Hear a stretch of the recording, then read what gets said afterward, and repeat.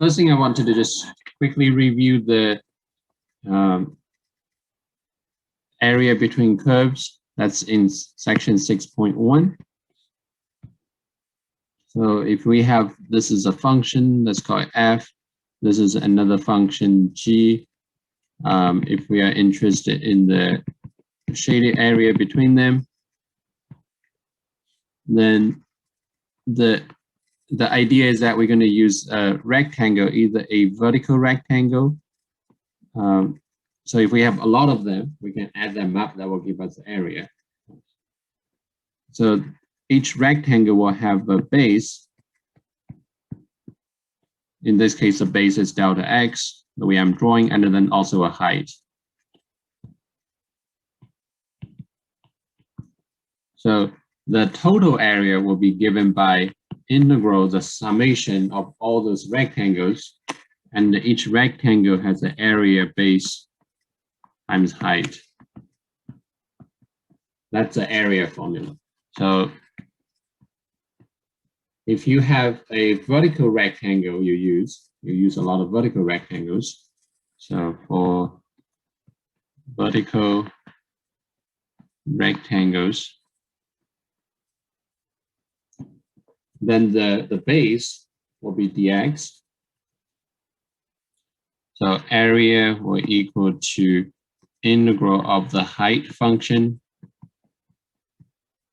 times dx. The height function could be the difference between two functions, right? In this case, it would be f minus g. But you have to decide that height function. And if you use horizontal rectangles,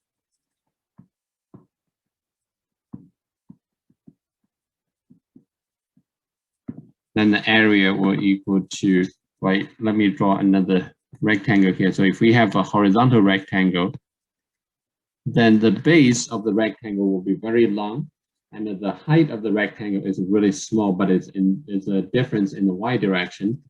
So this will be the height. And at the bottom, the longer one will be the base. So in this case, the height will be delta y, but the base is the function, so base comes from y. So that's the area between curves. Any questions on that? But generally, so always whenever you find the area between curves, you always think about you adding up the area of those rectangles. And the area of one rectangle is just base times height, always. The next part, again, whenever you have questions, feel free to unmute yourself and interrupt me. Just make sure I'm running everything the way it's supposed to. Okay. The next part is the disk method to find volume. So in this drawing I found it on the internet. So if we rotate the shaded region about the x-axis, you get this like a sort of solid. It's sort of a a fatty cornflake. And if you slice it in the middle, everywhere, if you slice vertically, you get this circular disc. The volume that we're looking for, the total volume, will be just summation of all those, the volume of all those circular discs.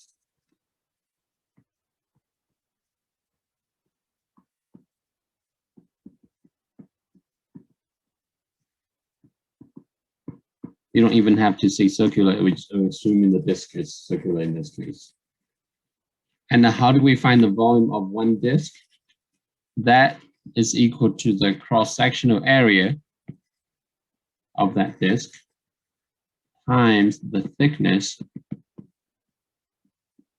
In the drawing we have here, the thickness will be dx. That's how thick it is. Just dx. And how do we find the area? Well, if you look at the cross section, that's just a circle. So if you want to find the area of a circle, just pi r squared. So where area, this area is equal to pi r squared. So you have to find radius properly. So that's a difficult. That's something to keep in mind, finding the radius. And a related method is called the washer method. It's a disk method, but because when you rotate a shape in the middle, you also have a hollow part that's not in the solid. Part of it is a solid, but in the middle you have a hollow part. So using this, if we take this orange area, we rotate around the y-axis, and then you get this solid, but in the middle it's actually missing. It's not there.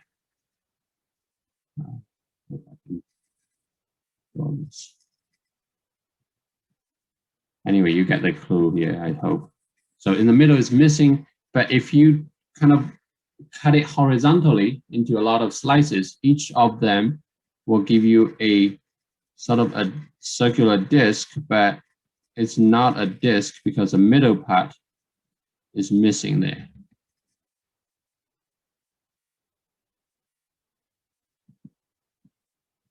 But you kind of have to keep in mind that the middle of this part is not there.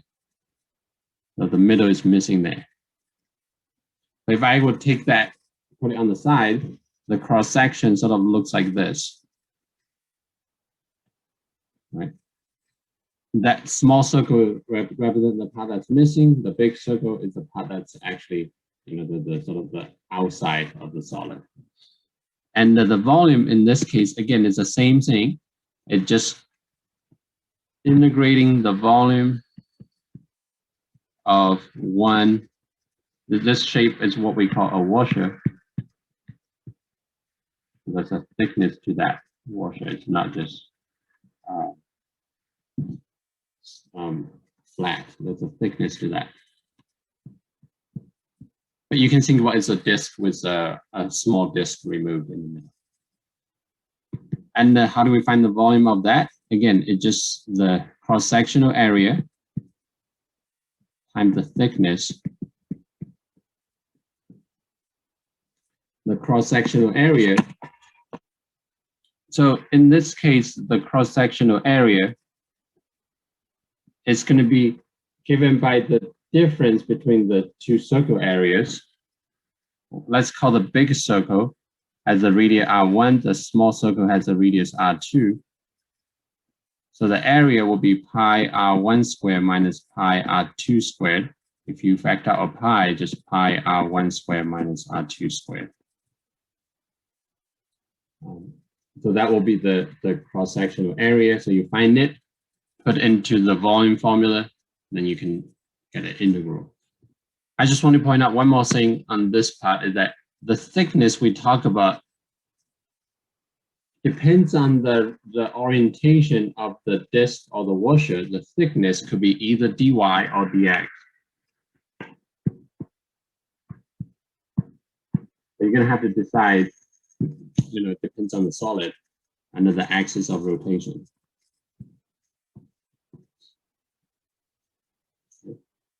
Any questions on this part?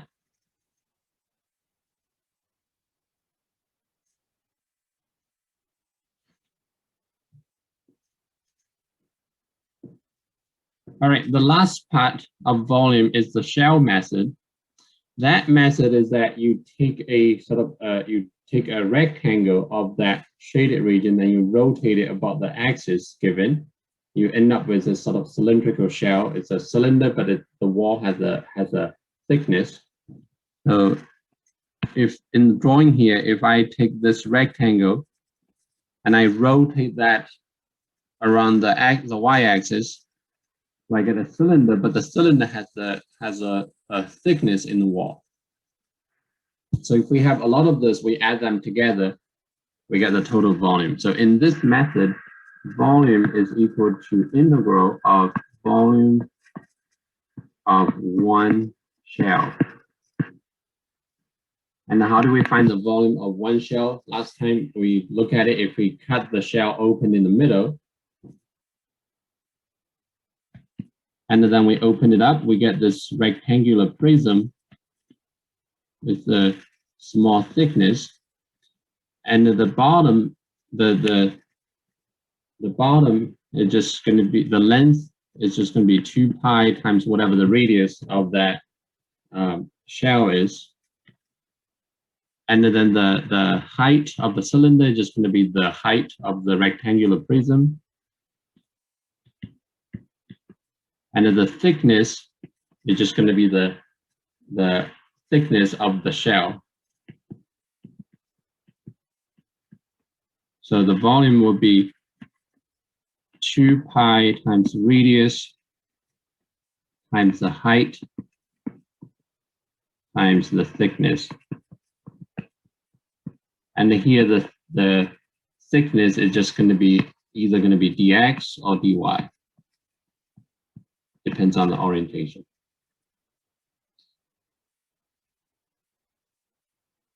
All right, so that's just kind of like a brief summation of those methods and the formulas.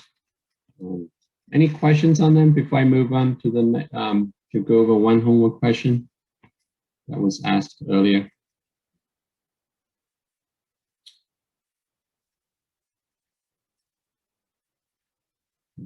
So I'm going to write down the homework question that was asked while you're looking at those.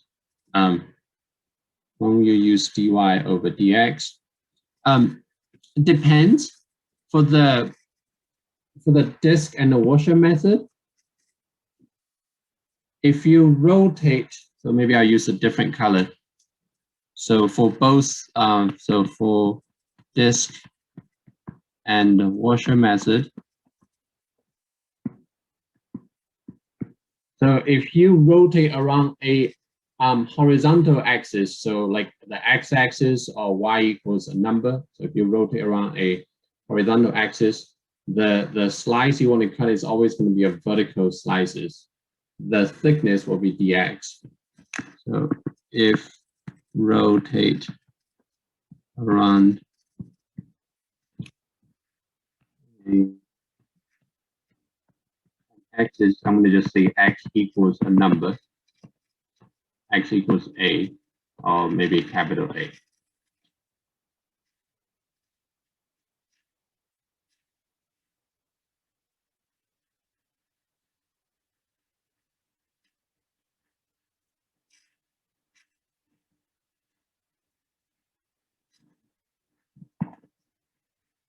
So if you rotate around a horizontal axis,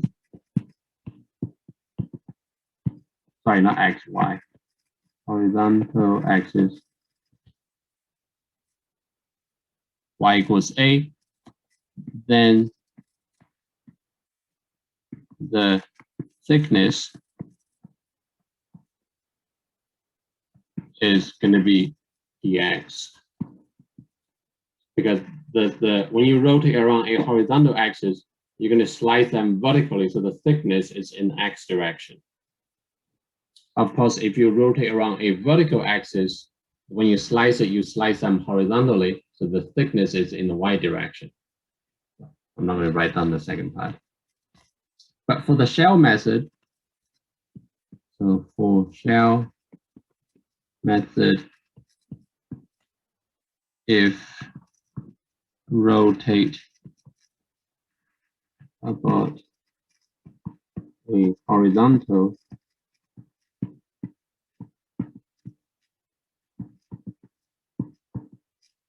axis, so that will be y equals some constant a.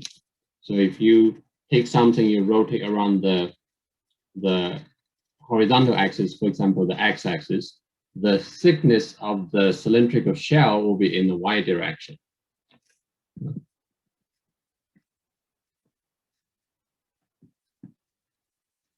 So it depends. It's different method will have a different representation for the thickness. Now, what is the washer? A washer basically is a disc, but the middle part is being removed. So it's a disc with a sort of a disc in the middle being removed. So whatever is remaining, that's called a washer. So that's what I'm saying, like the washer method in that solid, the diagram in the middle here. This solid, it's a solid, but in the middle of that solid, you have a hollow part. Like that's a part in the middle that's empty. That's nothing, there's no material in that middle part. it's hollow there. So if you slice it horizontally, you sort of get like this circular disc shape, but in the middle of that disc, you get a part that's missing. That's what I'm trying to draw it on the side here.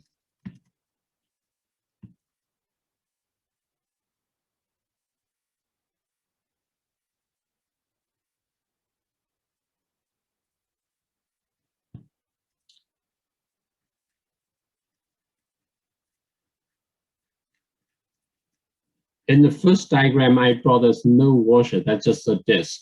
The cross section is a disc. Yeah. Let me know if you have more questions. All right, so that was correct. All right, the homework question was,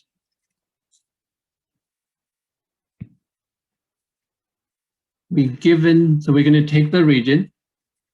So take region bounded by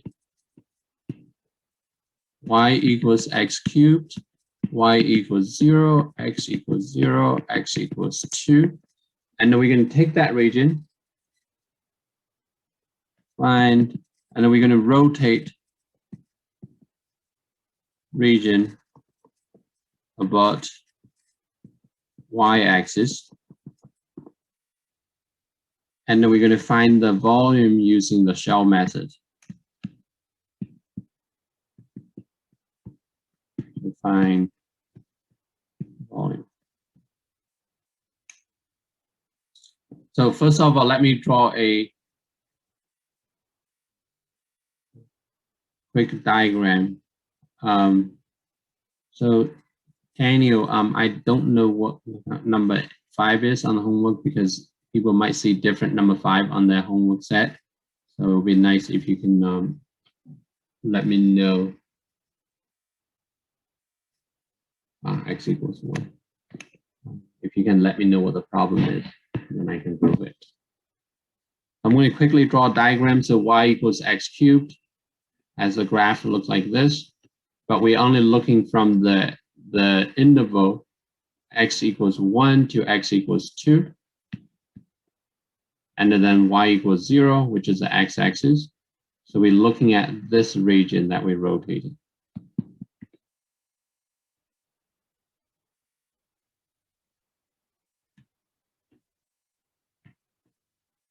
And then we're going to rotate it about the y-axis. So let me just quickly draw the shape of the solid.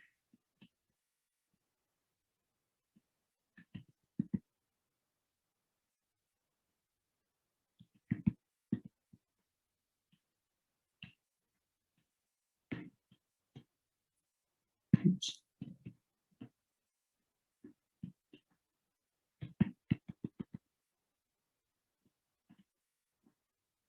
So you kind of have this sort of cylindrical shape on the outside, and then in the middle it's missing. So this part is a solid as you rotate around, but in the middle everything's missing there. It's hollow in the middle. So we're going to find the volume using the shell method. So the idea is that you want to find a cylindrical shell by draw a rectangle and rotate it around the y-axis. And then you have to draw a vertical rectangle there, so that when you rotate that vertical rectangle, you get a cylindrical shell. Otherwise, you're not going to get a cylindrical shell if you draw the rectangle horizontally. Right. So that's the green part is the shell. So I'm going to just draw it on the side again.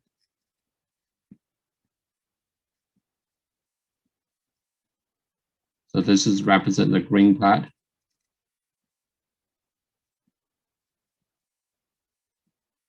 There's a thickness to the wall there. Maybe I should erase this, just make it like this.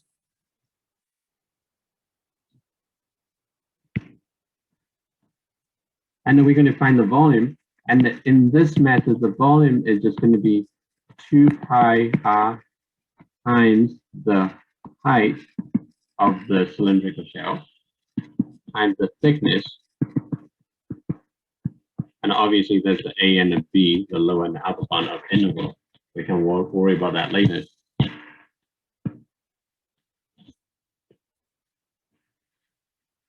And how do, so 2 pi we don't have to worry about. How about radius? So the radius, I'm going to use a purple color here. So this represents the radius. And in the diagram, the solid I have, this will be the radius. Right? And how long is that radius? Well, I don't know, but let me redraw the x-axis. So this is x equals 0, x equals 1, x equals 2, and so on. And I want to know how long is this part, because that's the radius, right? So what I'm going to do is I'm just going to call this value, I'm going to call it x. So the radius is just the distance from x equals 0 to x equals x. So what is the radius? So that's the distance between x equals 0 to x equals x. So I can just say that the radius is just x minus 0, just x. So that will be my radius. It's just that horizontal distance between 0 and the x value, some x value, I don't know yet. So that will be the radius. And then the next part is to find the height. So that's the height. I'm using a red color here.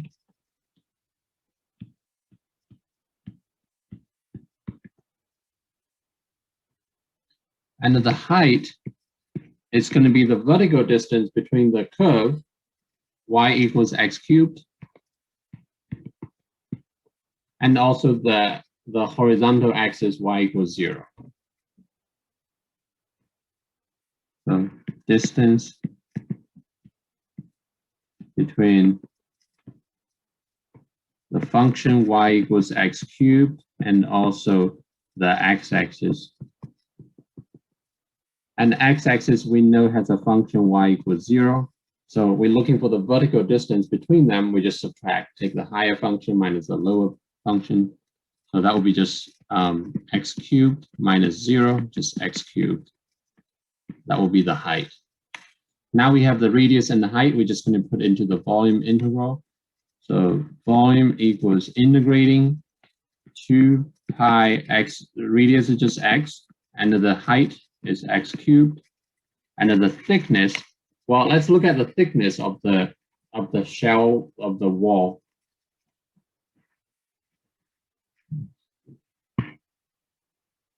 So the thickness is given by this part is the thickness, and that thickness, if you think about it, is that thickness is the horizontal, it's in the x direction, right? So if we have an x value here, another x value here, so whatever the difference between them, that will be the thickness.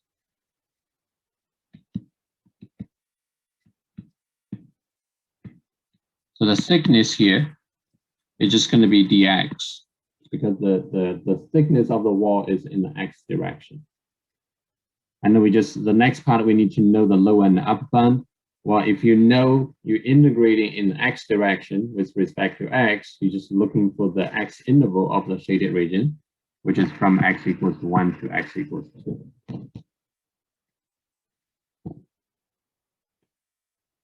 And then that will give you the volume. I hope it's okay if I don't actually carry out the integration. And there was a question. Let me quickly go to where the sign.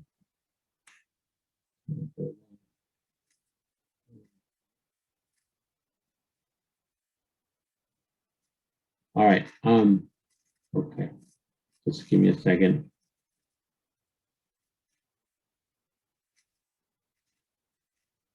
All right, Daniel, is it okay if I look at your message and respond to that later? Oh, okay, you figure out, excellent. So because it takes a while for me to log into WebDesign. Anyway, so that's a homework problem.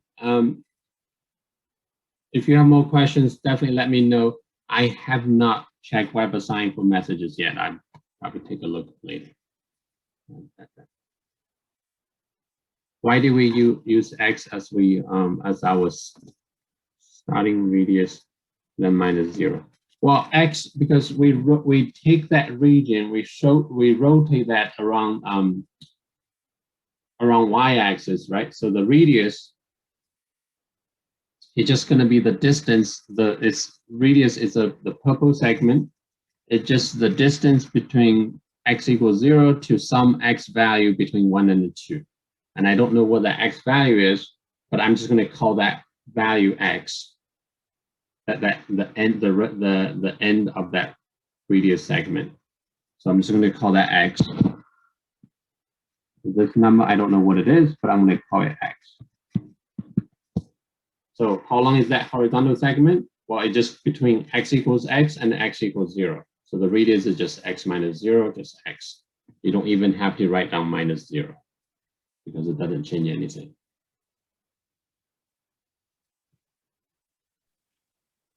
Is it not between 1 and 2 though? No, the radius is not between 1 and 0. The radius is, this is y-axis, right?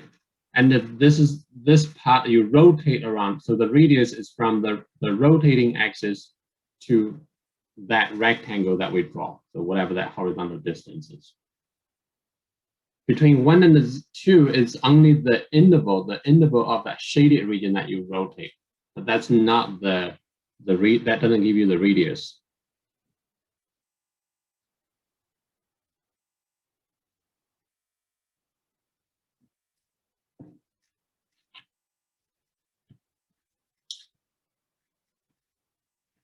All right, I'm going to move on to the next part. Let me know if you have more questions. I think I also have office hours tomorrow in the afternoon.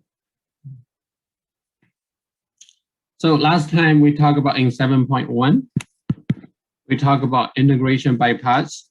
So this one formula, we talked about it already for indefinite integral. So if we integrating some expression in the form of u dv, the formula says we're going to end up with u times v minus integral of v du. That's a formula. And that's the equivalent one, which is the definite integral. So if we're integrating from a to b of u dv,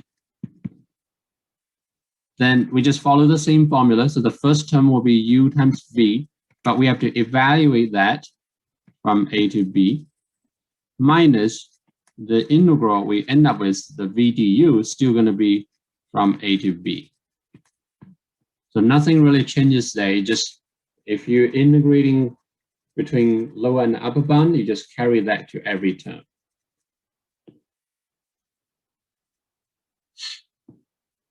And then we went through the first example last time is x times cosine dx. We did that already.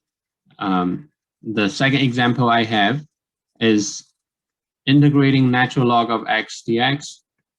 So here we only have two terms. We have a natural log of x and we have a dx, right? So if you recall, the first step of integration by substitution is that we're going to pick a part, we're going to call it u, and then the remaining part we're going to call it dv. So here we only have two parts, so we don't have a lot of choice, right?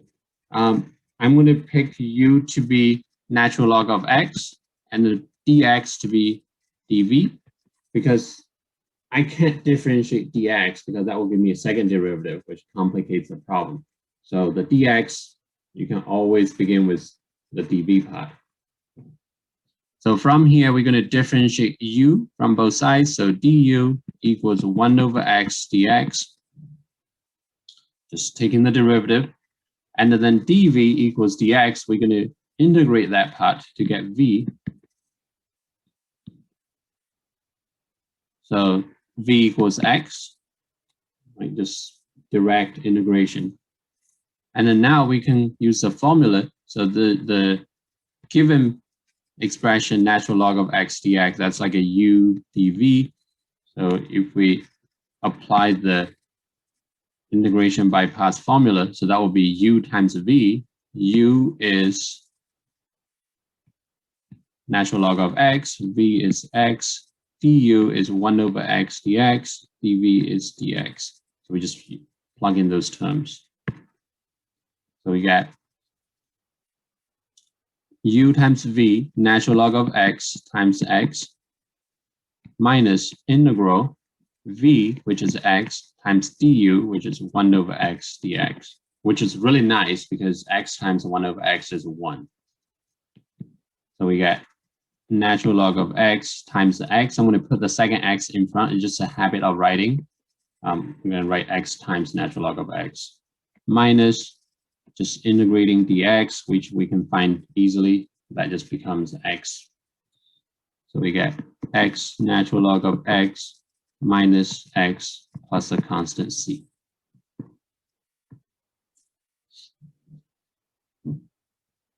Any questions on this example?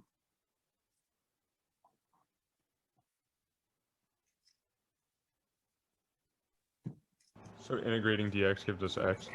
Just x, right? Because you're integrating the derivative of x. Integration and the derivative sort of cancel out, just give you x. You can also think about you are integrating 1, right? So which function when you take the derivative give you 1? It's just x. Number 3, we also talked about it last time. Again, if you're not sure, you can look into the notes from last lecture. Number 4 here, it's a very good example. So this one we have integrating e to the x cosine x dx. Here's a couple of things you can decide. You can call it u is the e to the x part, and the dv cosine x dx. You can do that, but the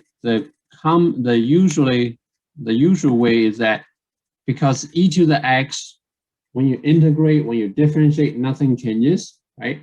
So the derivative is of e to the x is e to the x. The integral of e to the x dx is also e to the x. So I always like to call dv to be e to the x dx. That's just the habit of doing it. So that means u will be just cosine x. The benefit of doing that is that v is just going to be e to the x when we integrate both sides. And the du from on the left side, we're just integrating, we're just differentiating cosine x. So that's a negative sine x dx. Now we have those terms. We can apply the formula. So let me write down the formula. So that's integrating e to the x. So that's a cosine x e to the x dx. The first part is like a u, the e to the x dx is dv. So if we apply the formula, we get u times v, that's a cosine x e to the x, minus integrating v e to the x times du, negative sine x dx. And I'm going to simplify the negative. So that will be cosine x e to the x. Minus become positive, right? If we can pull out the negative to the front. So plus integrating, again, I'm going to rewrite as sine x e to the x dx. You probably wonder, like, how is that going to help us, right? We begin with integrating cosine x e to the x dx. We end up with integral sine x e to the x dx. Well, the good thing about this is that if we repeat the process again, we're probably going to end up with a cosine x e to the x. So why the e to the x u? It just preference. Like I like to use whenever I have like an e to the x dx in that integral, I like to call that dv, e to the x dx dv. That's what I like to do. It doesn't have to be that way. And I didn't try it, but I think if you call u e to the x, it will also work.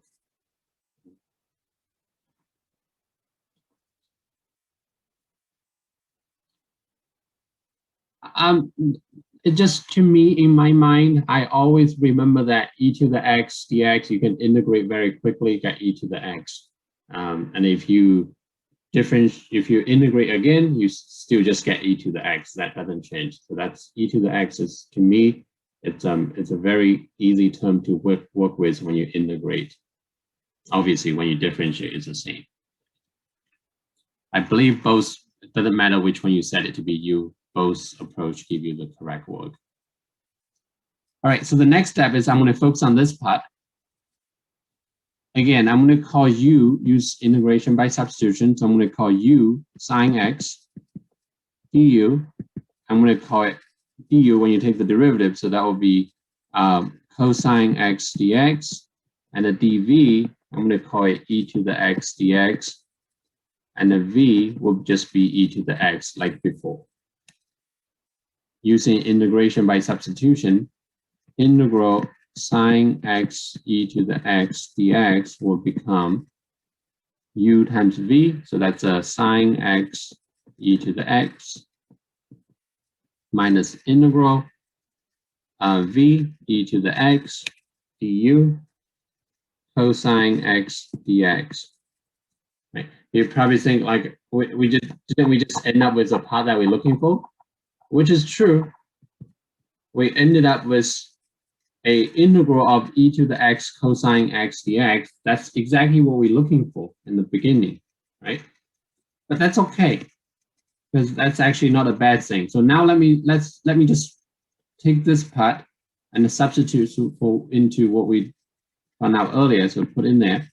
So we get integral cosine x e to the x dx is equal to cosine x e to the x plus sine x e to the x minus integral e to the x cosine x dx.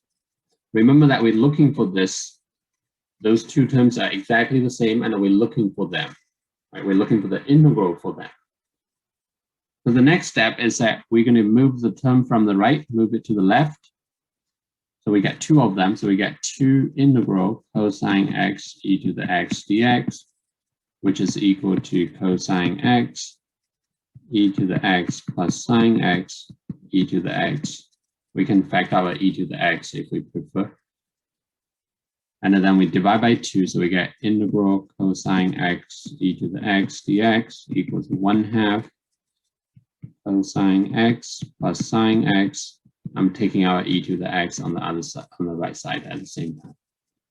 So this is the antiderivative. Oh, I forgot a c. So there's a plus, no plus c.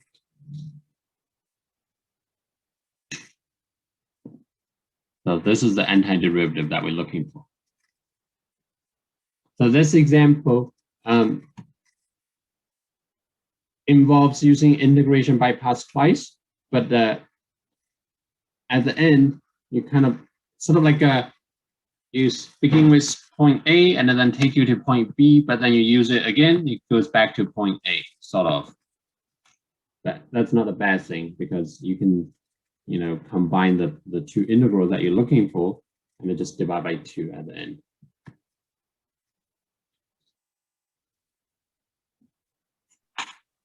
Any questions on this example? So the reason we had to use integration by parts again on the integral of sine x e to the x was because they're multiplied together and you don't know sine x. Exactly. Yeah, you cannot integrate them directly. You don't know what the antiderivative is from there.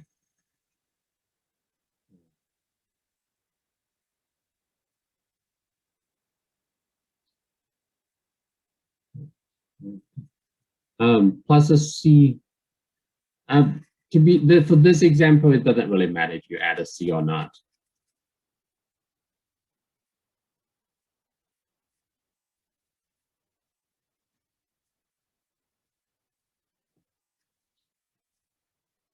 So then this example is also good because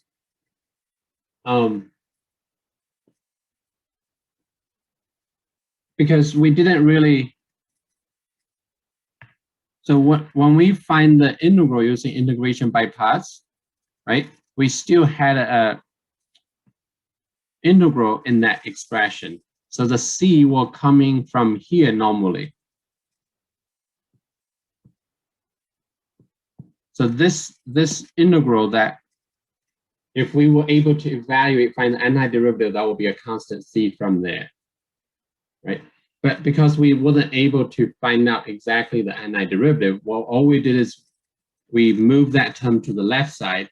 So what happened is that the c is actually in this integral as a constant c in there. That what we didn't find. That's the way I look at it. So you will need to add a c. Would there ever be a scenario where, like, let's say, since you added them up together, it became 2 integral cosine of dx. Would there ever be a case where like they would cancel, like there'd be a plus on the other side and 0 out? No, I would say no. If you do have those cases, then you have to find a different approach to find the antiderivative, right? Because if you end up with a 0, the integral cancels out. You just have some expression equals 0. Then you don't know what the integral give you. Then you should probably, I would say, probably have to check your work and figure out another way to find it. I would say probably a no. I have not come across that kind of case. What do you do after you find derivative of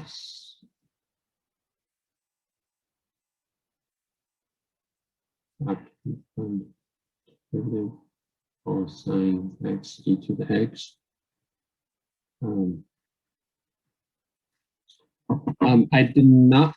not understanding you mean finding the integral, the antiderivative of sine x e to the x dx?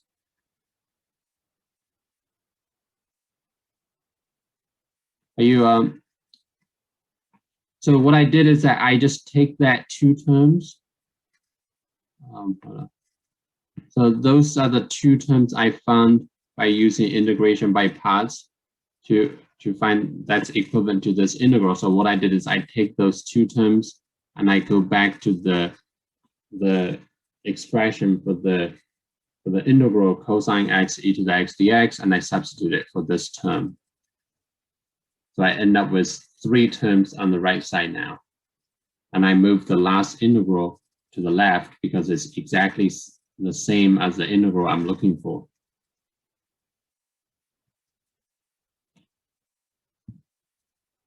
So the one that I boxed in purple is in the part that I'm looking for, so I move it to the left and I combine it with the integral on the left that I'm solving for, and then divide by 2.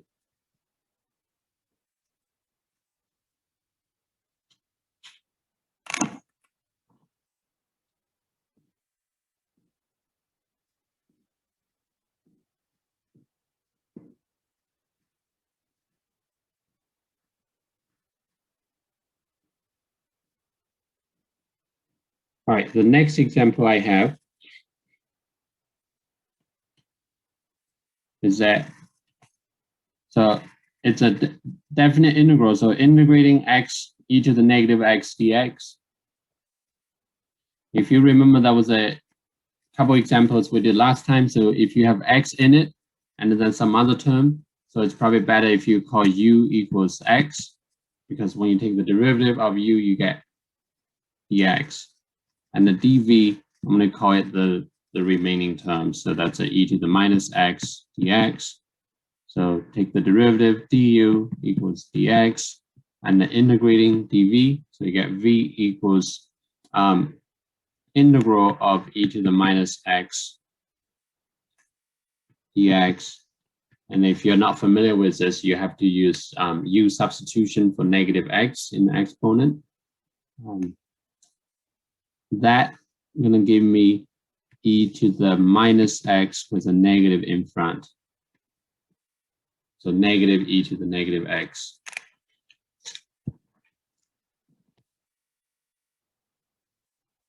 You can always double check, right? If we differentiate v, so that's a if we differentiate it, I'm going to erase this in a second. So we get negative e to the negative x, but then I get a negative one from the exponent.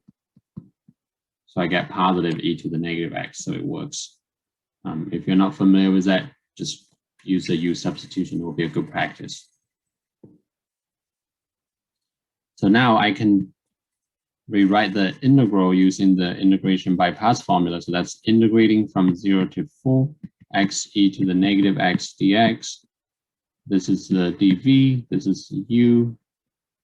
So applying the formula, so I get u times v, so that's a x times negative e to the negative x.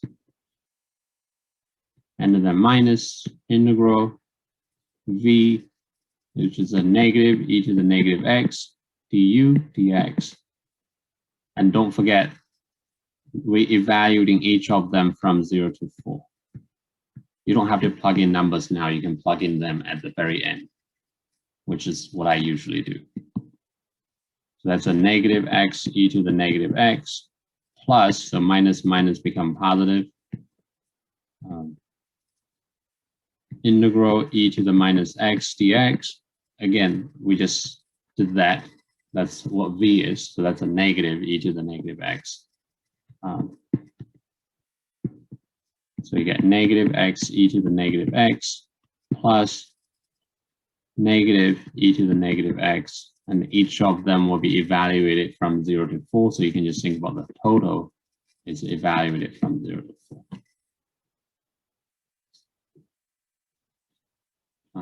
So the textbook write the formula like having a lower and upper bound there, same thing here, but it doesn't mean that you need to plug in the number now. You can always plug in them the lower and upper bound at the very end. That's what I usually do. Which just plug in 4. That's a negative 4 e to the negative 4 minus e to the negative 4. And then minus plug in 0. So the first term becomes a 0. So minus 0 times something minus e to the negative 0. And I'm going to stop there on this part.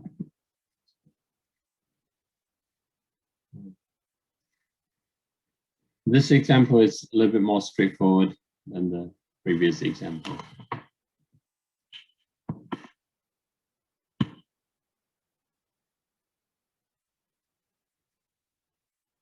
Any questions on this example? It's perfectly fine if you say like, oh, I want to plug in the number at the beginning. Feel free to do that. So after you get the u times v term, you can plug in 4 and then plug in 0 to figure out a number for that term. And then you find the integral e to the minus x dx. You can plug in number there after you integrate it. It's totally fine. It doesn't make a difference.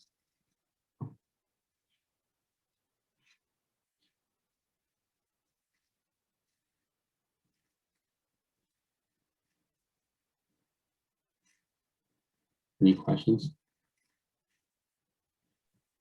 Where did that extra minus come from in front of that bottom e to the negative x after you integrated that? This negative? Yeah. That coming from the integral of e to the minus x dx. Oh, okay, that's right. So that's I was being a little bit lazy. I just look at this. That's exactly the same thing. So I was like, oh, I'm going to copy it from there.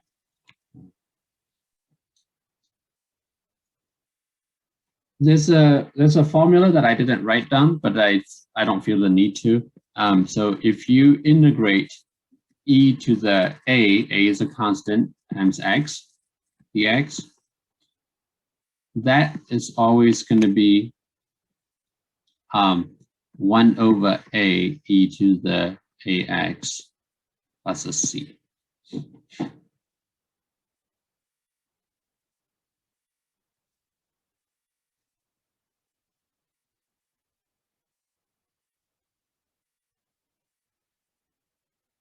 Yeah.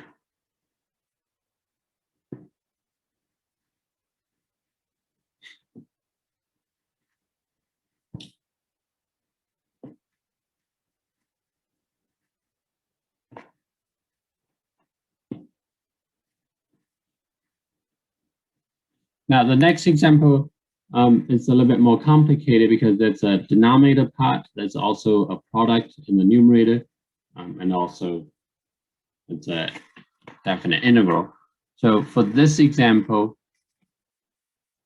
it's actually taken from the book directly.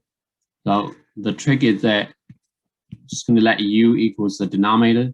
So you somehow have to you have three terms, right? You have x, you have e to the x, then you have 1 plus x squared. So you're going to have to put two together to set it equals u or to be the dv part. So the trick is to call the numerator x e to the x, just call it u. And that gives dv is equal to 1 over 1 plus x squared dx. You can write as 1 plus x to the negative 2 dx. And the du, which we can find by using the product rule in differentiation. So that's a derivative of x is 1. So 1 times e to the x, just e to the x, plus x times the derivative of e to the x, e to the x. Nothing changes. You can rewrite that as e to the x times 1 plus x. That's the du part.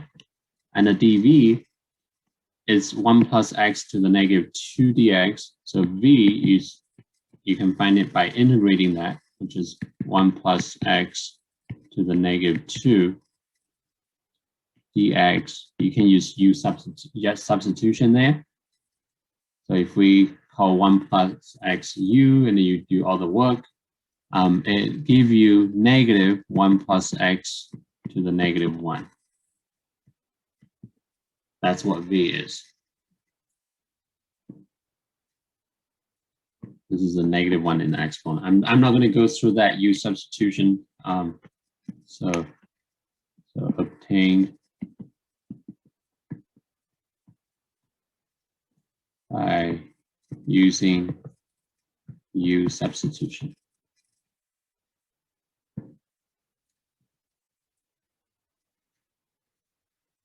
And now we can apply the formula. So the integral 1 to 2 x e to the x over 1 plus x squared dx will become u times v. U is x e to the x. V is negative 1 plus x to the negative 1. Du is e to the x 1 plus x. dv is this term that we begin with. So that will be u times v, x e to the x times negative. So I'm going to bring the negative in front.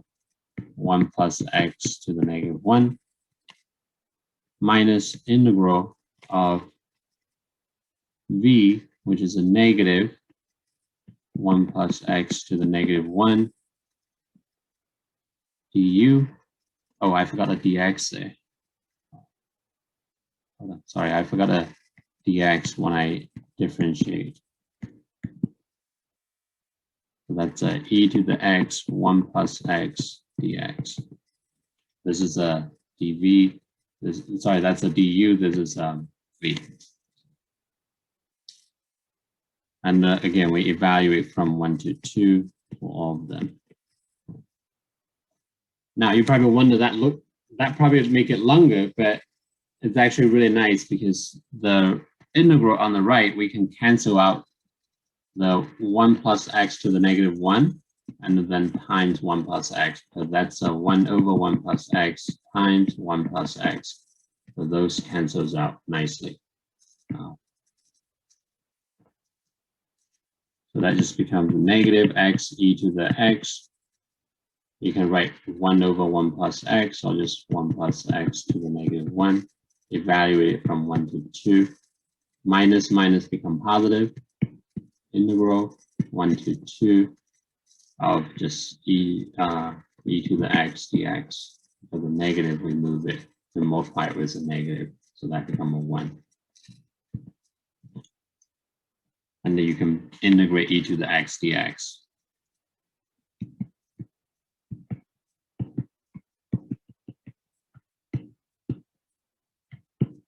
Which is just e to the x, 1 to 2. You can find out the answer later. So this is just a special case. I want to show you this because sometimes, you have, in the integral, you might have a function that has a lot of parts that you don't know which part to call it u, which part to call it v. You might have to try with different combinations. You try, you might want to try, oh, why don't I call u equals x over 1 plus x squared?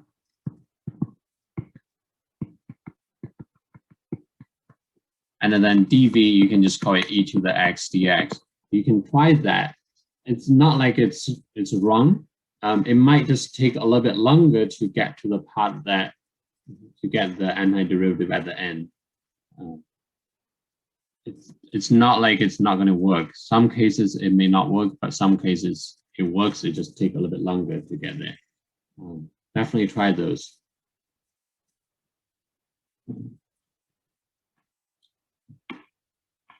Questions on this example?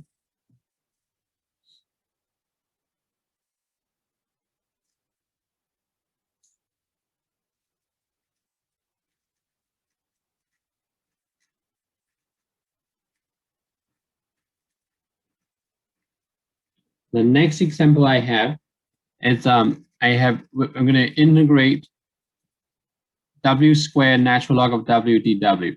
So here we only have w squared and the natural log of w, right? So can anyone tell me which one should I call u?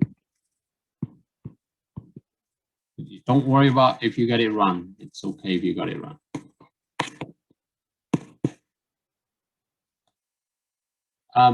Well, let's try Alan. Okay, so that's either one, right? So let's just start. I'm going to erase this in a second, but I just want to start with this and see what happens.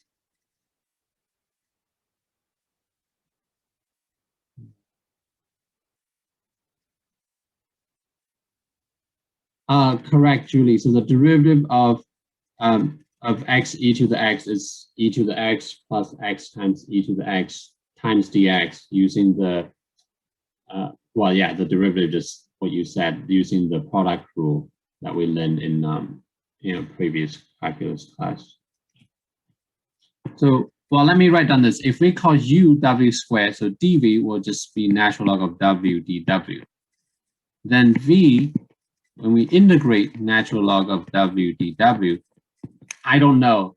I don't know if you have come across that before. So integrating natural log is very difficult.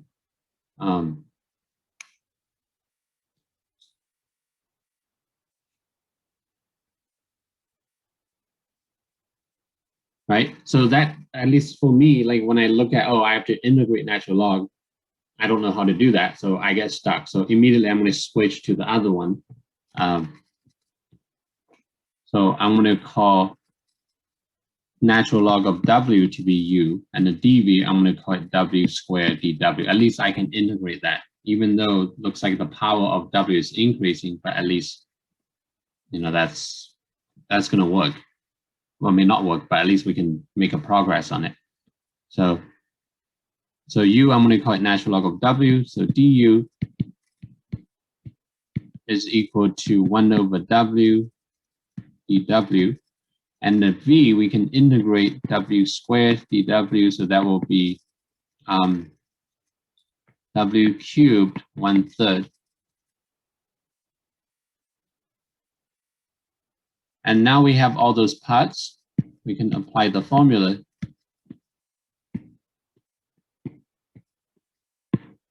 So that will give me the integral that I started with. So that's a 1 to 2 w squared natural log of w dw will become u times v. So that's a natural log of w times 1/3 w squared, cubed, evaluated from 1 to 2 minus integral from 1 to 2 of v 1/3 w cubed times du, which is 1 over w dw. So it's actually not that bad because we can cancel the w from the numerator and denominator there. So I have natural log of w 1/3. You can bring 1/3 w to the front. That's usually how we write them. next 1/3 w cubed, natural log of w evaluated from 1 to 2, minus this term, the integral just becomes integrating 1/3 w squared dw. So that's, again, that's a 1/3 w cubed, 1/3 evaluated from 1 to 2. Give you 1/9 w cubed. And then you can just plug in numbers.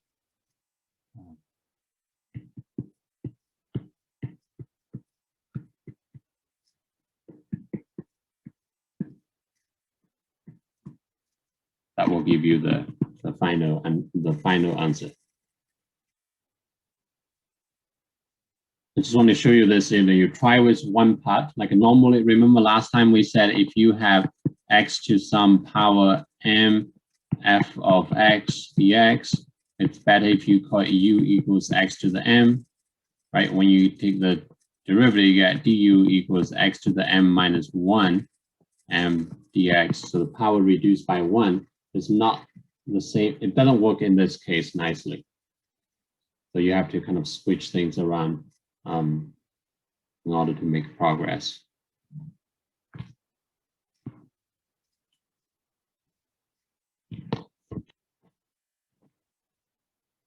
Any questions about this example?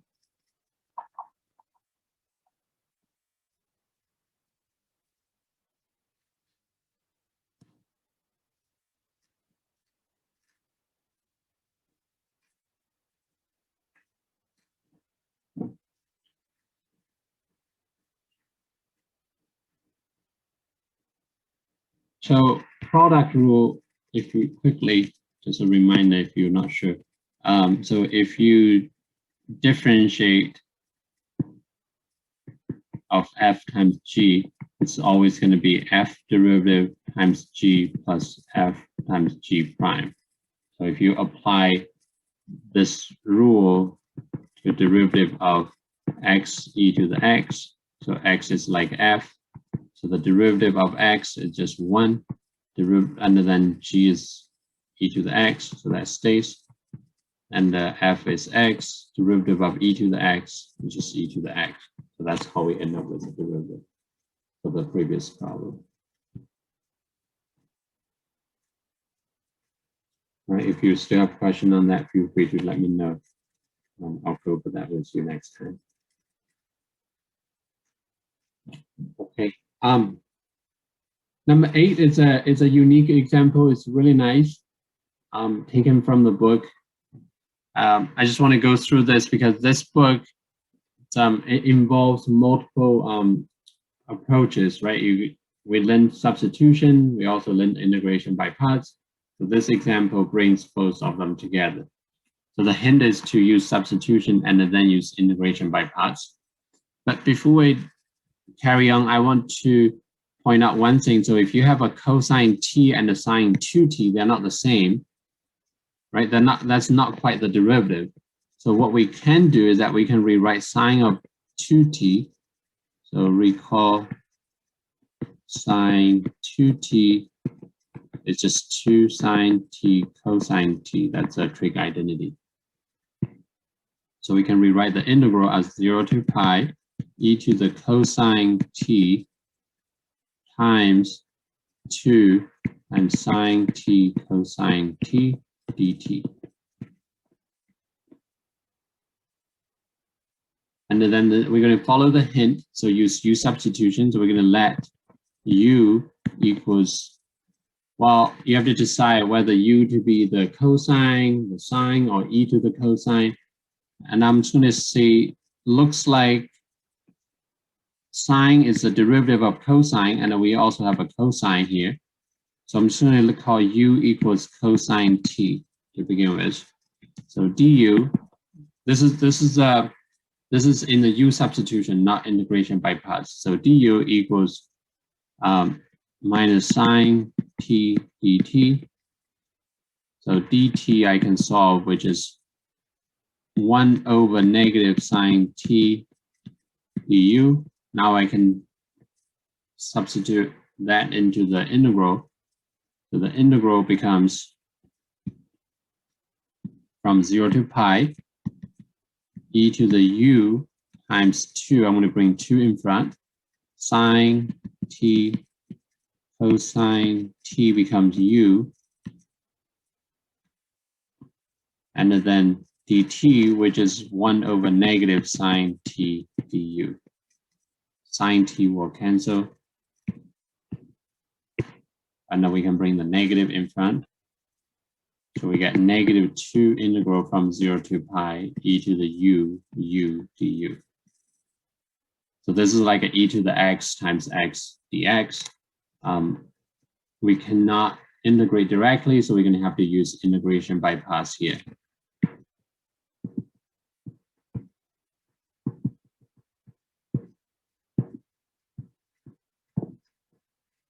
So if we treat u as x, so in this example, I'm going to say, I'm going to let u, a different u, I'm going to use a capital U here. So u equals something, and a dv, I'm going to use a capital V to distinguish the u and the v from the U substitution. So the capital U, I'm going to let it equal to lowercase u. So d capital U will be d lowercase u, and the dv, capital V, will be just the remaining, that's the e to the u du, and the v, if we integrate e to the u du, so that would just be e to the u. Now we can use those terms to find the integral of e to the u du using integration by parts. So that's a capital U, capital V, so that's a u times e to the u, minus integral of v e to the u, and the capital du, so that's a d lowercase u. So that's, again, that's just e to the u, so we get u e to the u minus e to the u. So now I'm going to put it all together. So this part,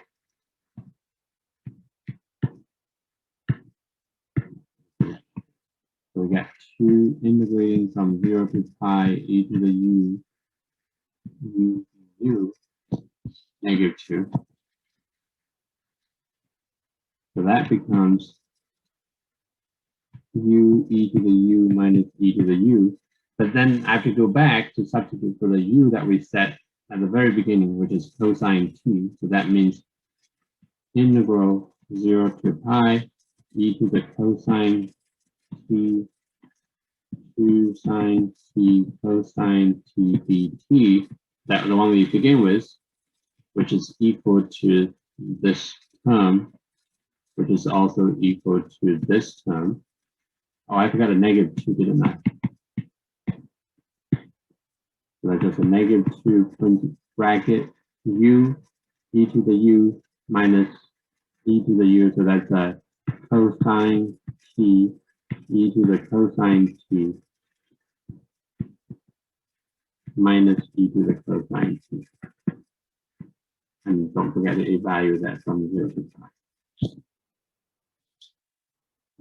And I'm going to stop here without carrying on.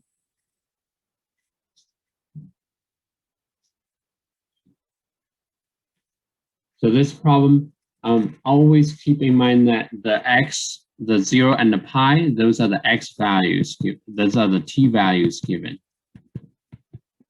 So after we found the antiderivative, we still have to keep in mind that those are the t values. We cannot just plug in directly.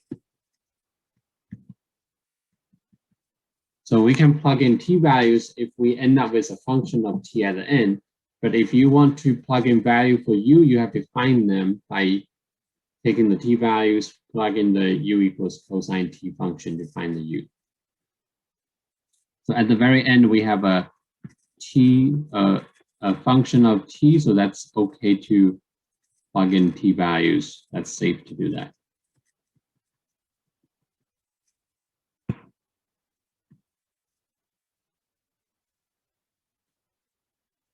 Any questions on this example? I know I'm going through a lot of examples, probably a little bit quicker than I normally would. But let me know if you have any questions.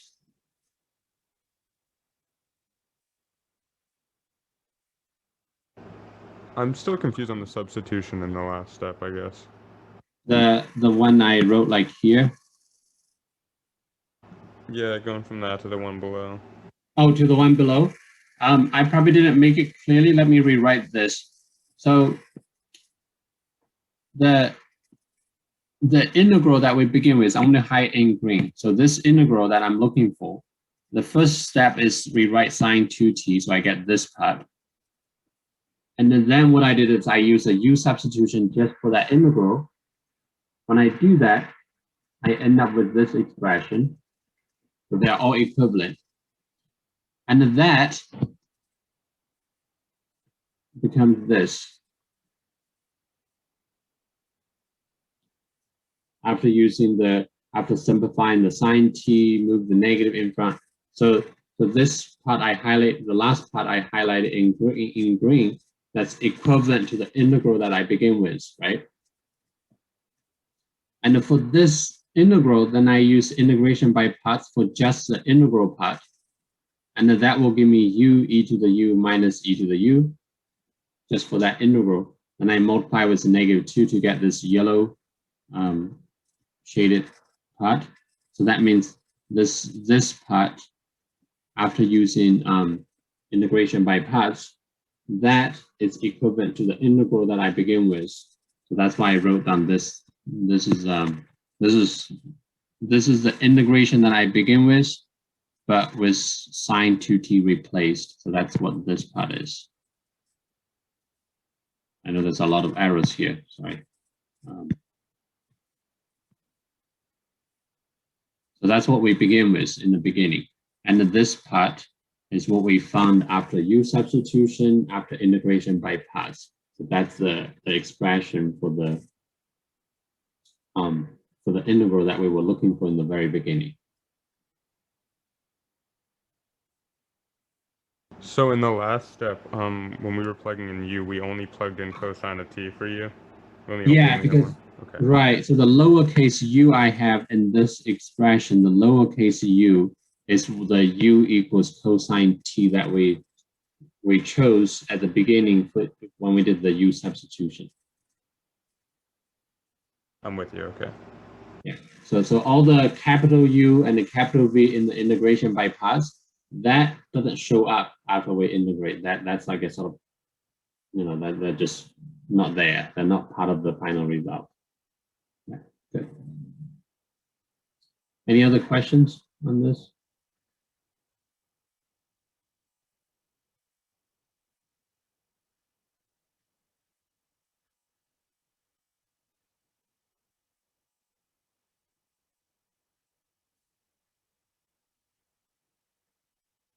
Okay. So we have about 24 minutes. So that's something that's relatively easy that I'm going to go over. You learn them before. It's just a whole bunch of trig identity that I'm going to review with you. We need them for the next section. So that's why we go through them. But I just want to make a comment about the homework. I'm about to put another homework out there on this material. But the homework, if you haven't done it yet, definitely take a look at them and then do them, and I'll check the messages today, and if you have questions, I'll respond to them. But the homework was supposed to help you on the quiz, so definitely work on that.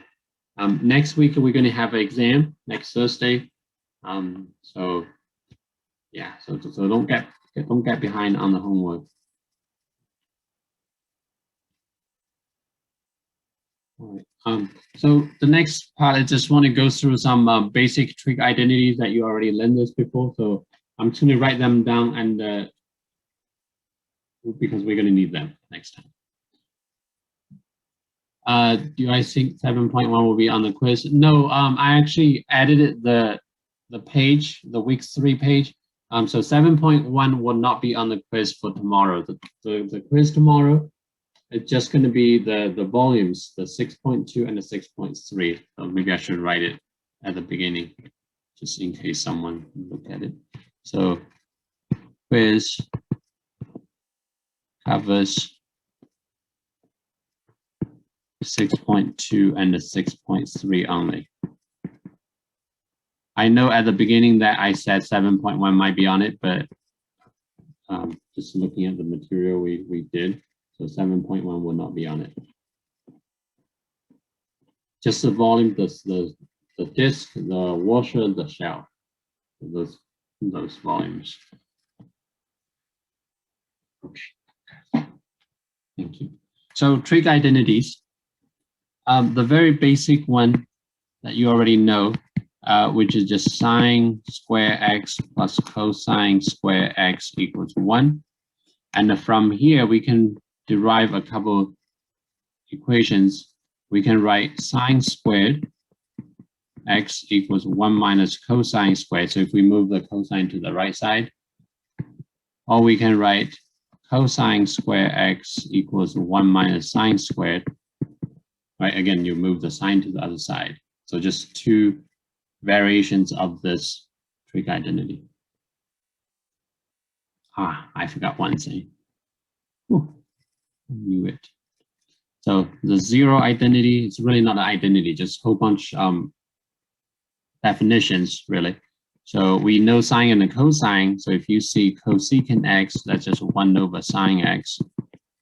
Secant x, which is 1 over cosine x. Tangent x, which is sine over cosine. And the cotangent x is just a flip of tangent. It's cosine over sine. I'm sure you have seen those before. And then the next one is tangent and secant. So secant square x is equal to tangent squared plus 1. And then from there, obviously we can solve for tangent. So tangent square x is equal to secant square x minus 1. And then a similar one will be cotangent square x equals, sorry, not cotangent, cosecant square x equals cotangent square x plus 1.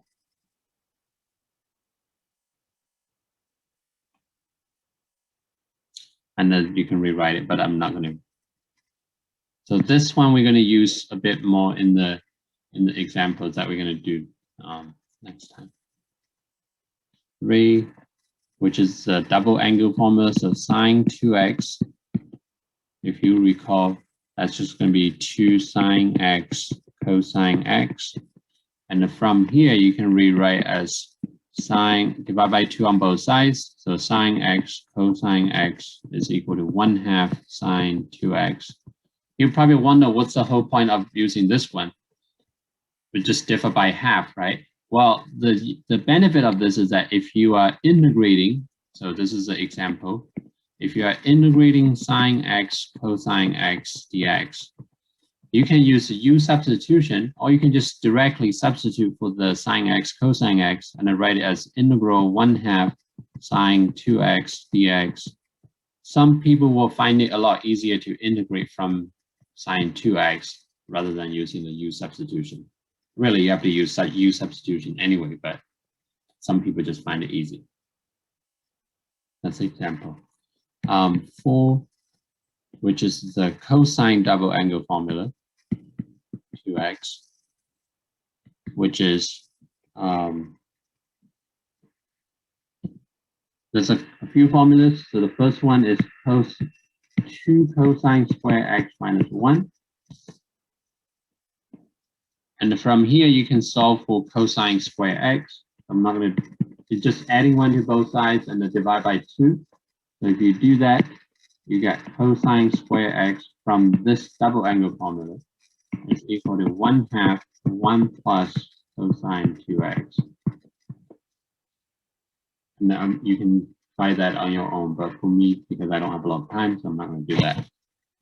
And then the second cosine double angle formula is cosine square x minus sine square x. It's not very useful in this case, so we don't use it. But the next one, cosine 2x equals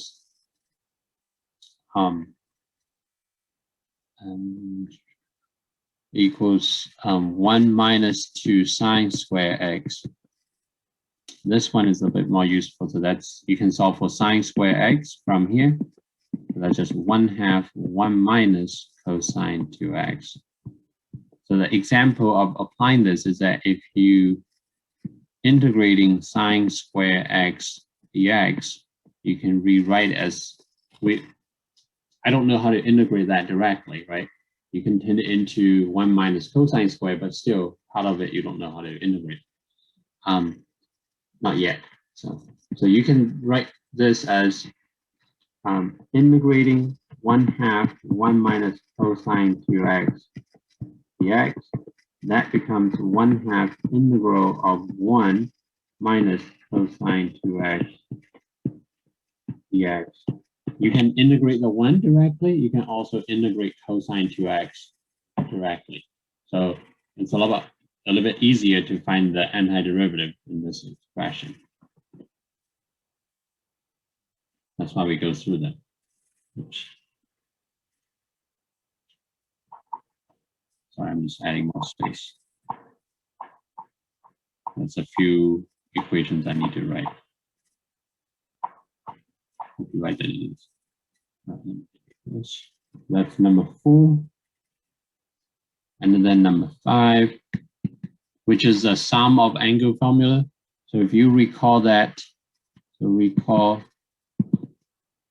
do we have? We have sine A plus B equals sine A cosine B plus cosine A sine B, and then sine A minus B, as everything's the same, just a subtraction. Sine A cosine B minus cosine A sine B. Well, what is the benefit of this? Well, the benefit of this is that if we add those two together, so add them, then the cosine A sine B term on the right will cancel. So if we add them, we will get sine A plus B plus sine A minus B is just equal to 2 sine A cosine B. And then we can divide by 2, so we get sine A cosine B is equal to 1/2 of sine A plus B plus sine A minus B. So this is an important equation that we will need for some integrals. For example, if we need to integrate sine 3x times cosine 6x or something like that dx. Well, we can't really use we cannot use U substitution because cosine 6x is not the derivative of sine 3x.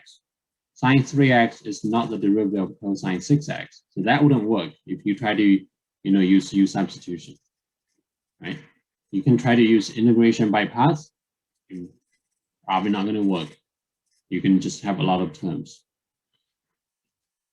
So this is if you have this case, then you can apply the rule that I boxed.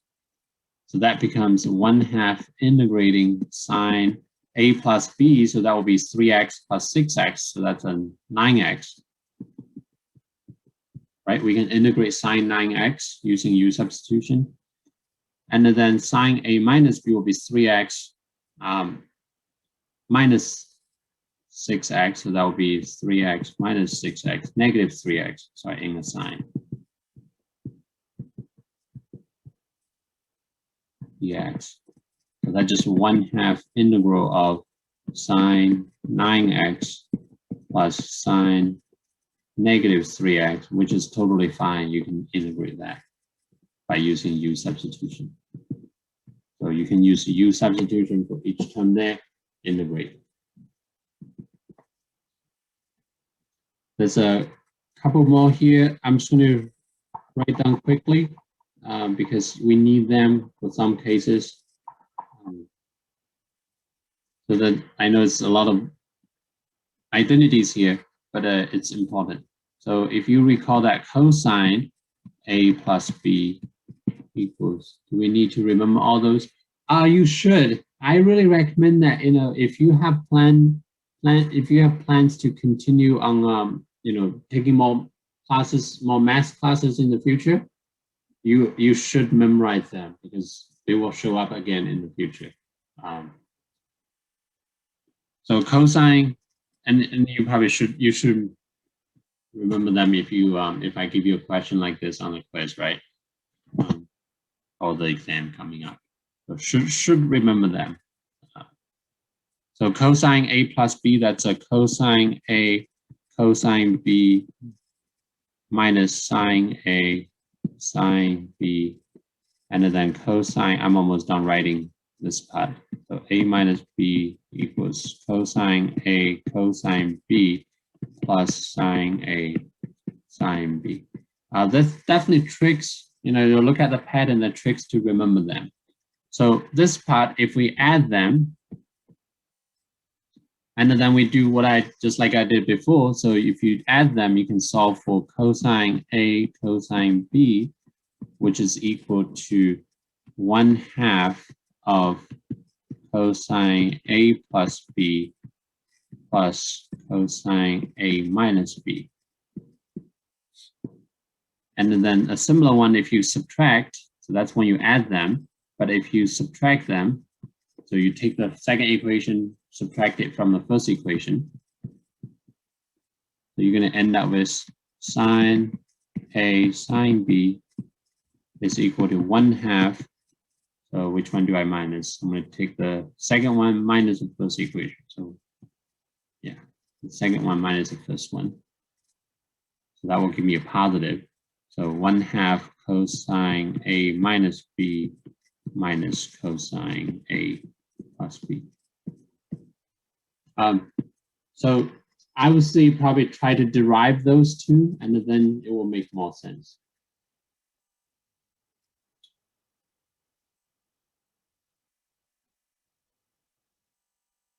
All right.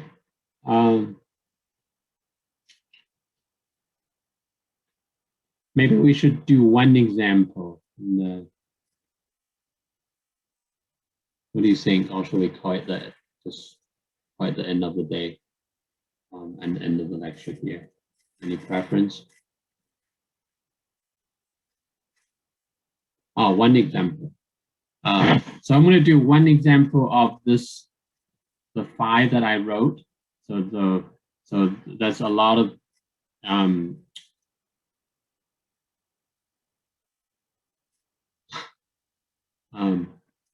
all right, let me just do one example of the most recent part, the trig identity, this part that I wrote. I'm just going to show you how it works, and then we can end it there. It shouldn't take like more than 5 minutes. So sorry, let me and then tomorrow we can continue from here. Let me just quickly do this. Give me some space. All right, so the example I'm going to do based on those identity would be, let's just see we want to integrate example. Doesn't matter, let's just see we want to integrate cosine 5x cosine 5x cosine 10x dx. Right? I don't know how to do that. U substitution doesn't work directly. Integration by parts doesn't work directly. So, but what I can do is that I can look, oh, that's cosine of an angle times cosine of a different angle. That looks like a cosine A times cosine B case, right? So I'm going to use that substitution in there to rewrite this integral. So the integral, if we rewrite it, becomes integrating 1/2 cosine, if we call this A, call this B. So that becomes cosine A plus B, so that's a 5x plus 10x, plus cosine of A minus B, that's a 5x minus 10x dx. At least, we get 2 cosines that being added together. We can integrate each of them separately.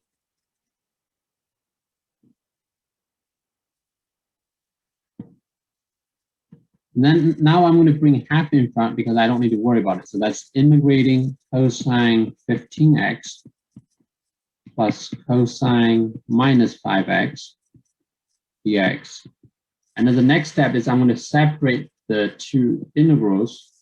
So 1/2 I don't have to worry about, just put it aside. So I'm integrating, so that's the integral cosine 15x dx plus integral cosine minus 5x dx.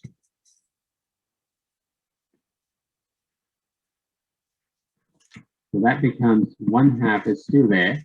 Well, how do we integrate cosine 15x dx? You can quickly call this u, and the more you do this, you can call this u, and then use U substitution there. But if you do it quickly, the antiderivative of cosine is sine, so sine 15x. But then it's not it, because if we take the derivative of sine, we get cosine 15x, but then we also have a 15 as a constant, so I have to divide by 15 in front. That's just me doing it really quickly here. Let's see, but you can use U substitution. I apologize. Forgive me if I'm being a little bit lazy here. And then the cosine negative 5x, again, is the same. So that should give me sine negative 5x. But then if I differentiate sine negative 5x, I get a constant negative 5, right? But in the integral cosine, I don't have a negative 5, so I'm going to have 1 over negative 5 in front of the sine term. Plus a c, so I'm not going to use a c, I'm using the same c in there. So this is the final answer. So that's a 1/2 times 1 over 15, that's a 1 over 30 sine 15x. And then 1/2 times c is just c over half, so I'm going to call it a new c, so plus a new c. And then 1/2 times negative 1 over negative 5, so that's negative 1 over 10 sine negative 5x. You can leave it there, or you can rewrite as so note sine negative x equals sine x, sorry, negative sine x. That's just a common rule, so you can rewrite that as positive 1 over 10 sine 5x. I'm going to leave it there for now. I just want to show you that those trig identities, or the derivation, the variations you got, the equivalent identities you derive from them, they can be very useful when you do integration. You can take something complicated and then allow you to apply that the substitution and find the antiderivative easily. Because of that note you just gave us, can't we make it a positive 1 over 10 sine x? Exactly. Yes. That's why I wrote. I didn't carry out that part. Okay, I was just curious. Yep, that's good. And also note cosine negative x is just cosine x, because cosine is an even function. So you can even at the beginning apply that here to make this a positive, a cosine positive 5x, and then use that to do the integration. Good point. All right, that's all I have to say. I'm going to stay online. If you have a few questions, feel free to stick around and ask me. Other than that, I'll see you tomorrow. So take care.